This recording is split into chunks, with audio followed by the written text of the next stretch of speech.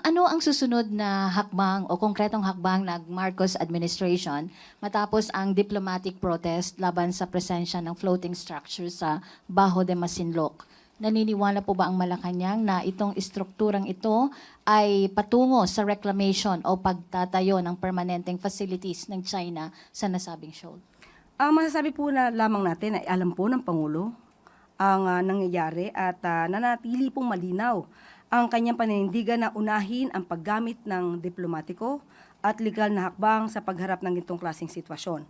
So ang DFA ay formal na pong naghain ng diplomatic protest laban sa floating movable platform ng China dito sa Bajo de Masinloc. So tuloy pa rin po ang ating paninindigan kung ano ang ating karapatan at ano ang dapat nating ipaglaban.